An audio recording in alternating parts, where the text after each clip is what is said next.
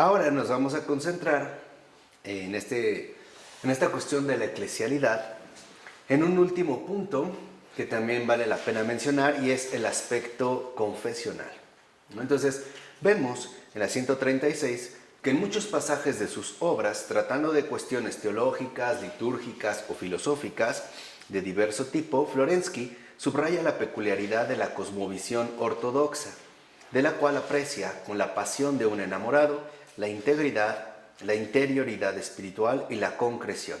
En definitiva, la capacidad de abrazar desde dentro todas las esferas de la vida. Entonces, ya aquí nosotros vemos algo importante, ¿no? Ortodoxia o la rectitud en la fe.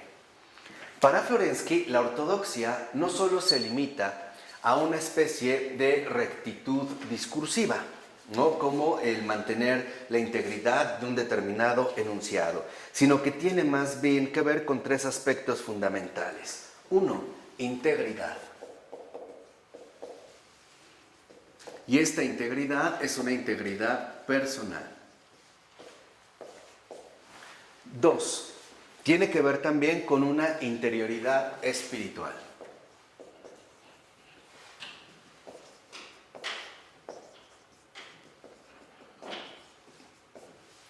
Y tres, concreción. Vamos nada más a mencionar brevemente cada uno de estos tres puntos para que entendamos bien, en efecto, de lo que hoy vamos a hablar, ¿no? De la ortodoxia, el aspecto confesional de la ortodoxia. Este es nuestro tema de este día. Entonces, lo que vemos es que cuando Florensky habla de integridad personal, se refiere a que en efecto la ortodoxia no consiste, vuelvo a repetir, a la dimensión meramente argumentativa que nosotros decimos profesar, sino al verdadero compromiso de vida. Esa es la integridad personal, ¿no? El auténtico compromiso de vida.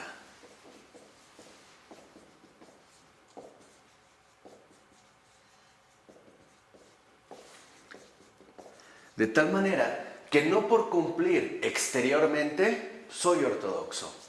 Yo realmente asumo la ortodoxia cuando me afilio a un auténtico compromiso de vida que se verá reflejado en una profunda integridad personal. Y la interioridad espiritual se refiere a la calidad fundamental en la cual nosotros hemos ido creciendo y madurando en el conocimiento espiritual, o sea, en la verdadera sabiduría. ¿Por qué? Porque como nos lo dirá varias páginas adelante Pavel Florensky, hoy en día tendemos a ser empíricamente exagerados, o sea, a poner el énfasis en lo que nosotros vemos de manera exterior.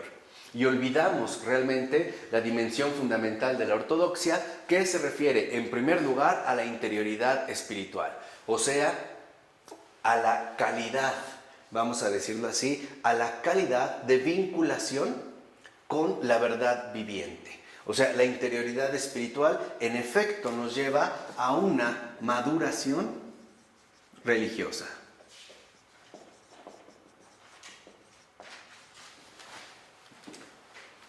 Y no precisamente al hecho de suponer que por ir, por ejemplo, a una determinada celebración litúrgica, yo ya vivo la ortodoxia. Y por último, la concreción. Porque la concreción, en efecto, es el modo en el cual se manifiesta esta maduración religiosa. O sea, en pocas palabras, en la vida cotidiana, ¿no? En la vida diaria. En esta vida diaria, la integridad personal se verá en efecto asumida a través de esta base fundamental que es la interioridad espiritual, y se reflejará esta concreción justamente como belleza, o sea, como realidad espiritual. Entonces, la concreción como caridad. O sea, la caridad no es una teoría, tampoco es un concepto, sino que es la encarnación misma del amor. O sea, finalmente, la confesión que nosotros hacemos de aquello en lo cual estamos basando absolutamente toda nuestra vida.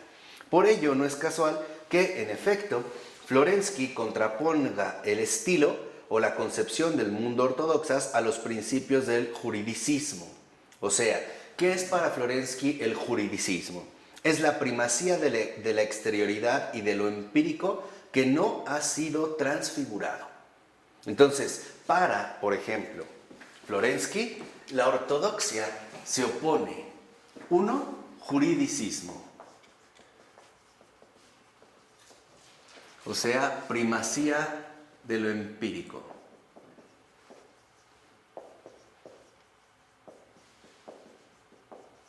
De lo empírico sin transfiguración, sin conversión. Entonces, una persona puede decir que incluso va a misa diario y no obstante, no vivir realmente la ortodoxia, porque lo haría de una manera enteramente externa, ¿no? Enteramente empírica. Es algo así como ocurre a veces en nuestros ambientes eclesiales de hoy en día, cuando una persona, al entrar a la celebración litúrgica, a la misa, se comporta de una manera hasta como sumisa, ¿no? Como que habla bajito, pero al salir se desfoga. Entonces cambia completamente su realidad personal, que quiere decir que no tiene integridad, no hay un auténtico compromiso de vida. Y por otra parte también se opondrá al mero racionalismo.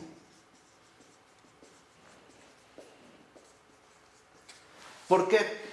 Porque el racionalismo sería la primacía del concepto abstracto, o sea, primacía de lo abstracto.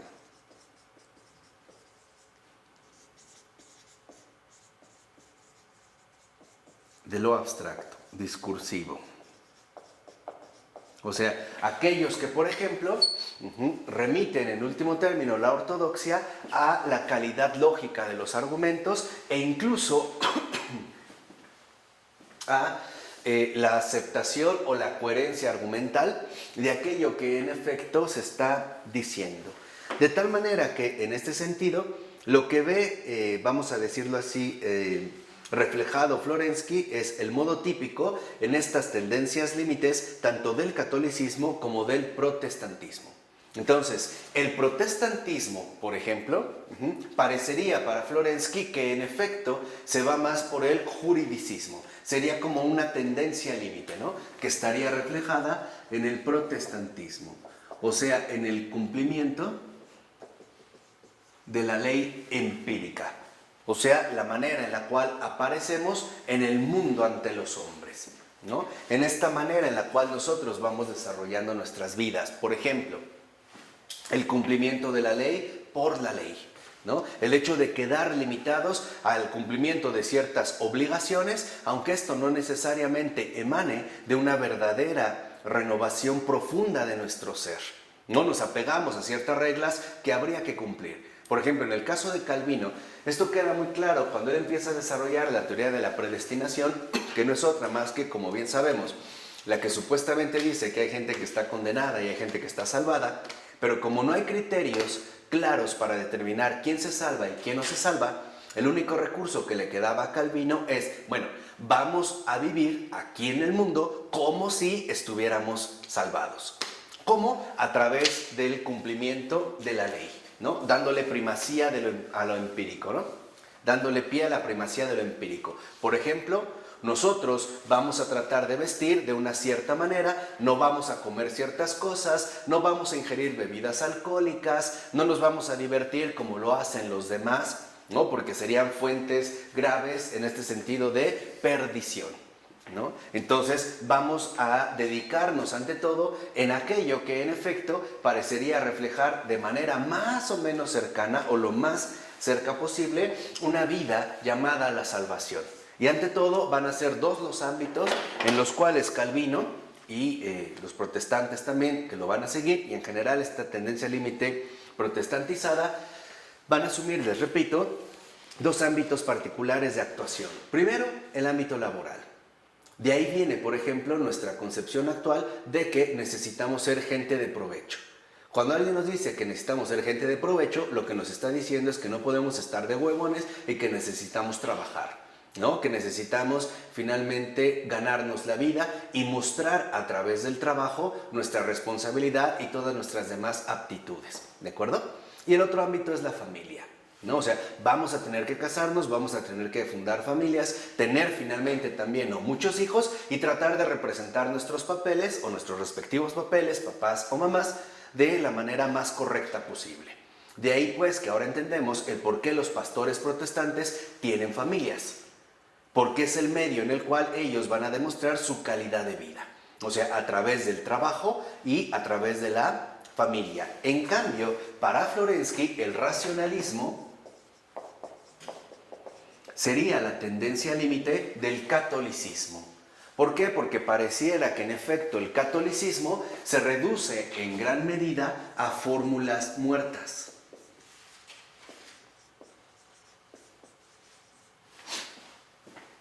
Un ejemplo muy sencillo, para no ahondar demasiado en este aspecto, podría ser nuestra propia confesión de fe. Simplemente para muchos de nosotros decir creo en Dios es eso, un enunciado. Un enunciado. Es la repetición de un enunciado que está articulado bajo ciertas palabras y que yo repito, por así decirlo, de cierta manera mecánica. Y por lo tanto, para Florensky, la tendencia límite del catolicismo dada en el racionalismo, donde se da primacía de lo abstracto, o sea, de lo discursivo, termina convirtiendo a la experiencia religiosa, o sea, la eclesialidad, en una cuestión que o bien se va a definir en base a los documentos que se establezcan o los tratados teológicos o filosóficos que se escriban al respecto, o bien simple y sencillamente se va a convertir en una realidad que al parecer no tiene nada que ver con mi vida fundamental, o sea, con mi vida ordinaria, en pocas palabras, con mi auténtica ortodoxia. Entonces, para Florensky, dentro de esta perspectiva, me parece que estos dos señalamientos que hace son bastante precisos. En efecto, la tendencia del protestantismo es el cumplimiento que le da la primacía de lo empírico. Por eso, por ejemplo, si ustedes lo ven, para un protestante en general, ¿no?, el alcohol es inaceptable, porque conduciría a la lujuria, a la depravación, etc. O en algunos otros casos, como por ejemplo sectas a lo mejor un poco más radicales, como Testigos de Jehová o algunas otras, incluso el uso mismo de un pantalón resultaría algo por completo rechazable, ¿no? No puede ser aceptado dentro de esta primacía de lo empírico. Pero puede darse el caso que yo use falda o un vestido muy holgado y no obstante que sea una verdadera fuente de corrupción interna. Y al revés, en el caso del racionalismo, en esta tendencia límite que se suele dar en el catolicismo, en efecto, parecería que hoy en día nosotros hemos hiperracionalizado nuestra realidad eclesial, la eclesialidad, al grado de que en el credo lo que vemos es eso, fórmulas, y no implicaciones fundamentales de vivencias concretas. O sea, en el caso, por ejemplo, de la tendencia límite del protestantismo, precisamente, no para Florensky, no es ortodoxia, porque atentaría contra la interioridad espiritual y la integridad personal. ¿Sí queda claro por qué? Mientras que en el caso del catolicismo, en efecto, tal parece que se atentaría contra la ortodoxia porque se pierde de vista la concreción. Y terminamos hablando de algo enteramente abstracto. Yo no sé si en algún momento ustedes han leído algún manual de teología contemporáneo católico, donde en efecto lo que vemos son puras fórmulas. Aparte, utilizado o basado en ciertas categorías aristotélicas que todavía empobrecen más aquello de lo que vivimos. O sea, tal parece que hemos perdido de vista, dentro de este catolicismo, que el cristianismo es una experiencia y no una mera doctrina abstracta. Que, digamos, no se trata de elaborar discursos lógicamente coherentes, sino que se trata de manifestar experiencias religiosas concretas, en este caso de santidad. Por ello no es casual que incluso un servidor, lo mismo que Joseph Ratzinger, nuestro gran maestro también, haya insistido en que el término apropiado no es catolicismo, sino catolicidad. Porque la catolicidad, en efecto, es la vivencia fundamental de la ortodoxia: integridad personal, interioridad espiritual y concreción. Entonces, cuando nosotros nos referimos a la ortodoxia, no nos estamos refiriendo a una confesión geográficamente delimitada. Por ejemplo, ortodoxos, pues sí, en Grecia o en Rusia, etc. No, nos estamos refiriendo a la médula misma de la experiencia religiosa. Entonces, la ortodoxia no es una región geográfica. La ortodoxia es una experiencia religiosa.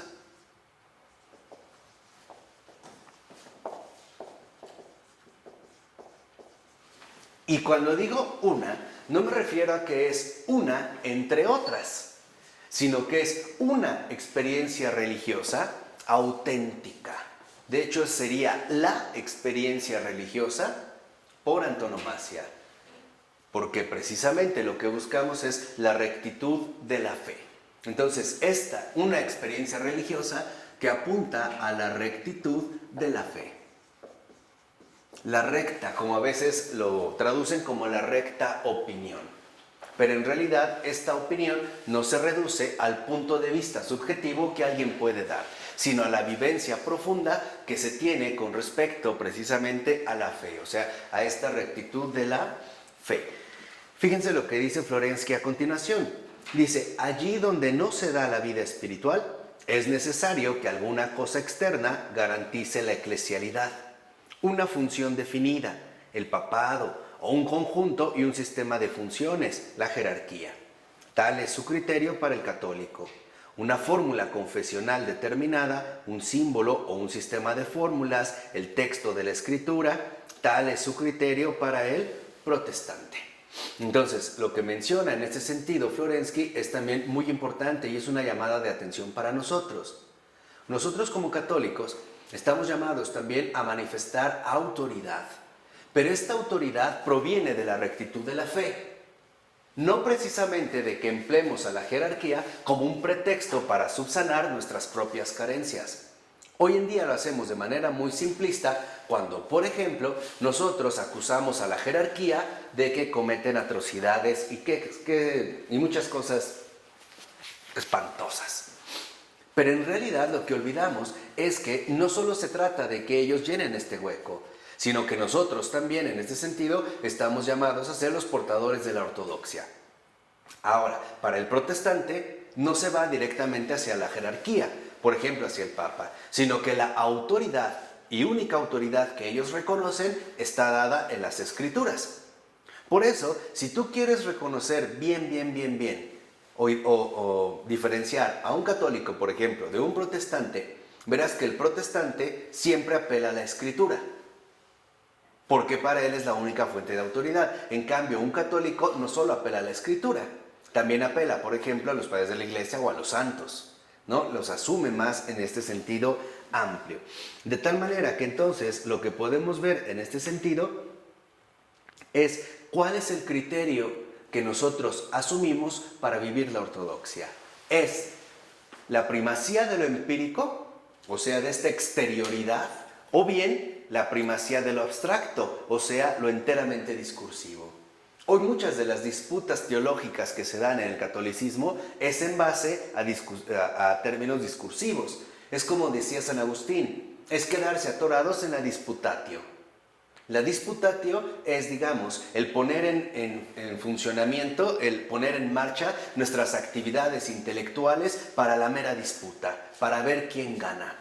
Pero esto es perder de vista la veritatio, porque la veritatio nos lleva a dejar de lado las discusiones para acceder de nuevo al centro mismo que nos sostiene, en este sentido, la ortodoxia.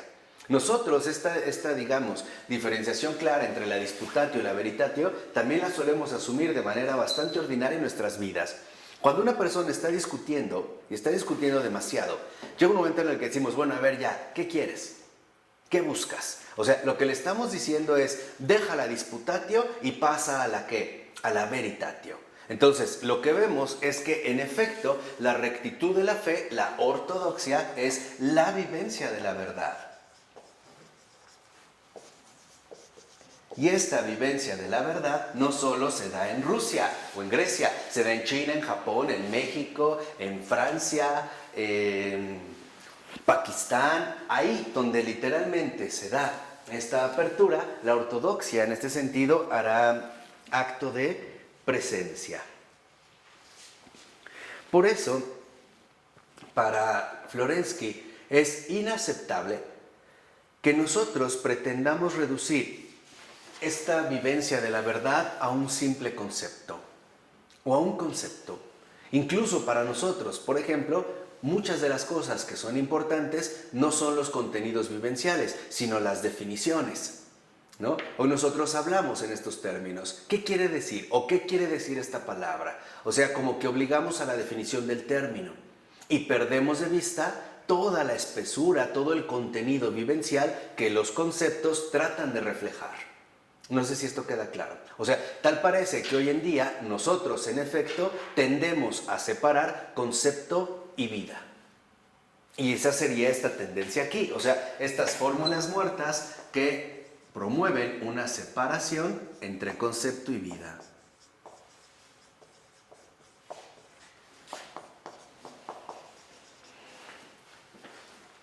Que sería precisamente dado en esta cuestión ya límite, ¿no?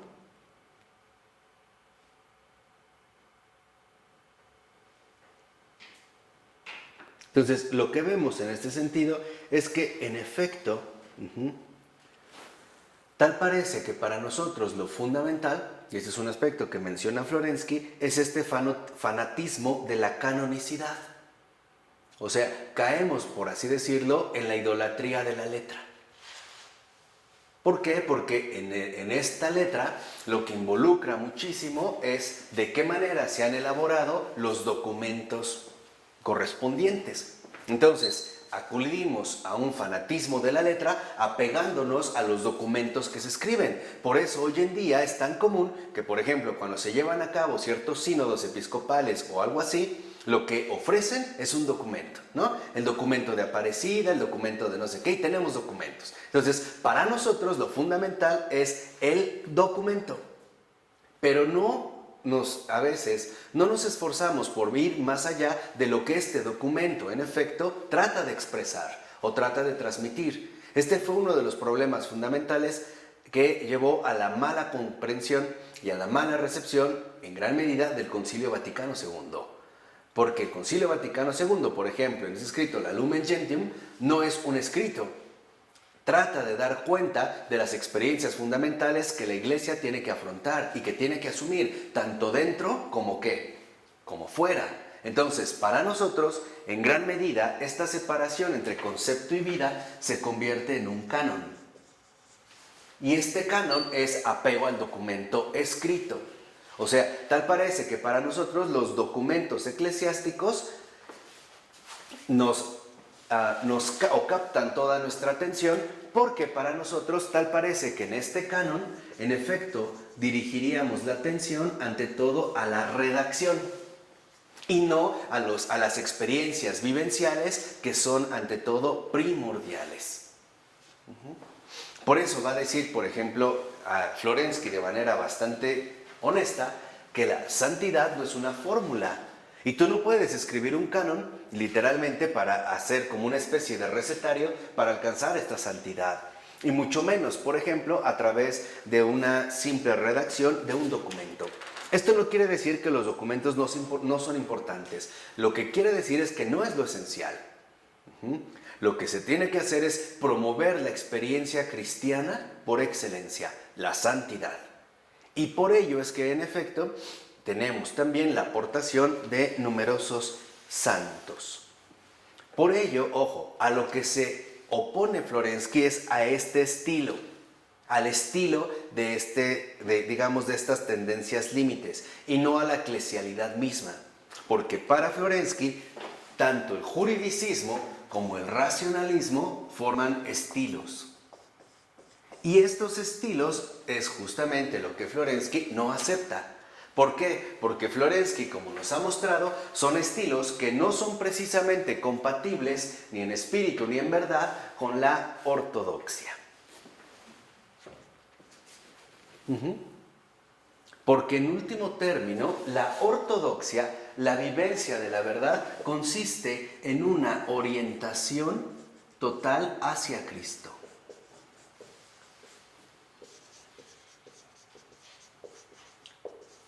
Y no hacia lo empírico ni hacia lo abstracto. Esto lo podemos ver, por ejemplo, en la página 138, en el segundo párrafo, casi a la mitad, dice el texto: una cultura que no está ya orientada interiormente hacia Cristo, así como las duras críticas dirigidas a su propia iglesia rusa, no de nuevo en cuanto a que ésta encarna un determinado estilo de concepción del mundo, no es ya eclesialidad. Entonces, aquí justamente contra lo que nos estaba previniendo Florensky, incluso contra su propia iglesia rusa, y el catolicismo y el protestantismo, o sea, contra estas confesiones cristianas en general, era que en el catolicismo tal parece que esta orientación fundamental hacia Cristo estaba siendo sustituida por el canon, ¿no? El canon de la redacción, que en efecto pareciera conducirnos al ámbito de las fórmulas muertas. Y en el caso del protestantismo, solo a la escritura, pero sin una relación directa con el Cristo viviente, sino como un libro, ¿no?, que puede ser utilizado de diversas maneras. Entonces, de hecho, para Florensky, el verdadero punto neurálgico del ecumenismo, esta reunión fundamental de diversas confesiones, tiene que ver con esta orientación total hacia Cristo, o sea, con la entrega plena a la verdad. Y esta vivencia que en efecto constituye la única y genuina ortodoxia. De ahí pues, en la 139, dice Florensky en la primera cita: ante aquello que representa la cuestión infinitamente más importante y decisiva para la salvación, es decir, la orientación de fondo de la conciencia a Cristo, todo desacuerdo particular entre los cristianos pasa a un segundo plano. Igual que pasa a un segundo plano si se considera el servicio que los cristianos de hecho prestan a este mundo. Entonces, para Florensky la ortodoxia es la orientación de fondo de la conciencia a Cristo. De tal manera que entonces lo fundamental, por ejemplo, no son ciertos temas particulares, sino la salvación. Lo que está en el fondo, digamos, de esta orientación total hacia Cristo es precisamente la salvación y no diferencias enteramente particulares. Por ejemplo, si nos pusiéramos a discutir qué tipo de color debemos vestir al entrar, ¿no?, a una celebración litúrgica, o qué tipo de flores se deberían de poner o qué tipo de flores no, si es adecuado que haya, no sé, un cierto instrumento musical como una batería o solamente una cuestión coral. O sea, todo esto sí importa, pero no es lo primero. Lo primero es que la conciencia esté orientada hacia Cristo y por lo tanto que el propósito fundamental, la finalidad esencial de la conciencia esté dirigida precisamente hacia la salvación. De ahí entonces todo lo demás adquirirá el papel que le toca, un papel en todo caso determinado. Lo mismo se da, por ejemplo, al nivel de las relaciones humanas. En un matrimonio lo primero es estar orientados al servicio a Cristo. ¿Dónde vamos a vivir? Es secundario. Hoy se hace justo al revés, ¿no? Hoy mucha gente dice que no se casa porque no tienen dónde vivir, y entonces el novio tiene el pretexto perfecto para asumir su evasión. No, mira, déjame trabajar y cuando tenga y ahorrar, entonces ya te ofreceré tu jacalito, ¿no? Tu casita ahí con tu jardincito, como lo quieres, pero en realidad nos estamos alejando de la cuestión. Dice Florensky: en este sentido, sea que se eleven hacia las cumbres, sea que se hundan en los abismos, los cristianos de cualquier modo se acercan cada vez más los unos de los otros. Entonces, el verdadero ecumenismo solo se da ahí donde lo primordial es la salvación. Y esta salvación orientada a Cristo. Dice, si los cristianos de una confesión creyesen en la sinceridad de la orientación hacia Cristo de los cristianos de las otras confesiones, es probable que no hubiese más divisiones, lo cual no significa que acabasen también las diferencias. Y es cierto, tú nada más ponte a pensar, ¿en qué consisten las discusiones fundamentales entre un católico, un protestante, etcétera? Son cuestiones secundarias. Porque cuando realmente encuentras a alguien sincero, ves que el orden de la salvación está establecido y entonces ahí intervienen los acuerdos. Eso no significa que se van a eliminar las diferencias. Significa que vamos a entender cuál es el camino adecuado para recorrer y cuál es el modo específico de proceder. O sea, lo primero que tenemos que recordar como cristianos es qué es lo que nos une. Ya después discutimos lo que nos separa. Pero primero, ¿qué es aquello que en verdad nos une? Ya después discutimos nuestras diferencias. Pero lo fundamental es establecer cuál es realmente el contacto fundamental que nos reúne como creyentes. ¿Sí? Después, no necesitamos eliminar todas las diferencias, pero sí necesitamos entender en dónde estamos colocados con respecto a la salvación, es decir, con respecto a Cristo. Dice Florensky: Pero los cristianos siguen dividiéndose y luchando los unos contra los otros, precisamente porque no creen en la sinceridad de la orientación cristiana recíproca. Entonces, lo que aquí nosotros vemos es que en efecto, uno de los temas fundamentales que aquí aparece es la cuestión de la orientación. ¿Hacia dónde es que estamos colocados? ¿Realmente es hacia Cristo de manera total y esta salvación con todos estos aspectos? Cuando realmente esto se da, un diálogo es posible. Y no por ello tenemos que superar de inmediato todas las diferencias. Simple y sencillamente entenderemos que estamos movidos por un centro común y que el modo de proceder puede ser distinto, pero la raíz es, en último término, la misma. Por eso dice Florensky en la otra cita: el camino hacia la adquisición de la verdad religiosa, por otra parte, no se da de una manera abstracta, sino que se realiza en un ambiente concreto y preñado de vida. En cuanto que pertenezco a una bien determinada confesión, es natural para mí que las formas estructurales de mi iglesia sean capaces de organizar la vida auténtica. O sea, cuando yo realmente estoy afianzado en una determinada confesión religiosa, considero que estas estructuras, ¿no?, son las únicas que me ofrecen una vida auténtica. Dice, y es obvio que engañaría a mi iglesia y a los creyentes de las otras confesiones si en un determinado momento, en nombre de la unidad, por ligereza o por motivos tácticos, comenzase a contestar precisamente estas formas. Pero también está claro, por otra parte, que reconociendo su importancia, acabaría por violar el mandamiento cristiano del amor, como condición absoluta de la unidad, comenzase a poner la exigencia de que todas las otras confesiones asuman como propias las formas concretas de vida religiosa que caracterizan a mi iglesia. O sea, lo que hago realmente es manifestar mi convencimiento a partir de este contacto, ¿no? Pero no tengo por qué tratar de convencer a los demás que esta es la única forma posible. ¿De acuerdo? Esto es muy importante en estos momentos que atravesamos, ¿eh? Dice, si estoy firmemente convencido de que una determinada conciencia está sinceramente orientada hacia Cristo, esto hace posible e incluso necesario el conocimiento recíproco y la unidad, porque toda la vida concreta florece a partir del germen. De aquí, solamente de aquí, mientras que todo el resto depende del clima y del terreno sobre el que ha crecido la semilla de la fe. En pocas palabras, ¿qué está buscando Florensky? La restauración de la catolicidad. Porque ¿qué es, en último término, la catolicidad? La vida eclesial universal. Entonces, esta salvación es catolicidad. La restauración, lo que está buscando es la catolicidad, que es la vivencia universal de la fe.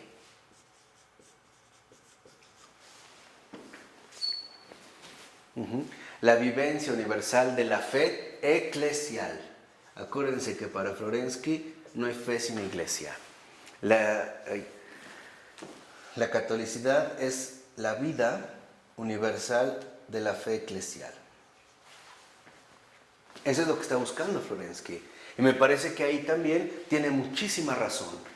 Porque hoy en día nos desgastamos a partir de sobregastar las diferencias que nos separan y no nos hemos puesto a reflexionar, a repensar, a replantear con toda seriedad qué nos une. ¿Qué es lo que realmente en este sentido nos une? Y podríamos entender que a veces hasta quizá es necesario que el modo en el cual se dé este mensaje de Cristo sea diferente a un modo estandarizado. ¿Por qué? Porque la vida no es algo abstracto. La vida, como lo dijimos, involucra también desafíos constantes y necesitamos estar muy atentos para darnos cuenta que es en efecto, ¿no?, lo que estamos realizando. Por eso en la nota 73 de esta 140, dice Florensky, hay en nuestro tiempo un pecado común a todas las confesiones, que consiste precisamente en el olvido del término católico, al cual en el mejor de los casos se le atribuye un significado extensivo y cuantitativo, mientras que la expresión católicos indica ante todo algo intensivo y cualitativo. Entonces, lo que vemos es que la catolicidad se define no por el número, se define por la intensidad O sea, por la verdadera calidad, bueno, por la intensidad y por la calidad. O sea, por la verdadera integración de esta experiencia religiosa eclesial, por la autenticidad, por la ortodoxia.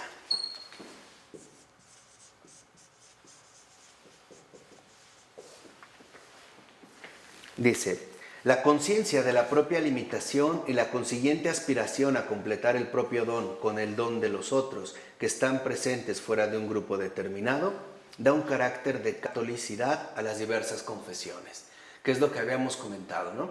La catolicidad finalmente está basada en dos principios fundamentales. Primero, espíritu de humildad, para reconocer que en efecto estoy llamado a ser complementado, y espíritu de grandeza, para dar aquello que puedo aportar. Y esto es lo que nos hace complementarnos mutuamente. No estamos llamados a sofocar.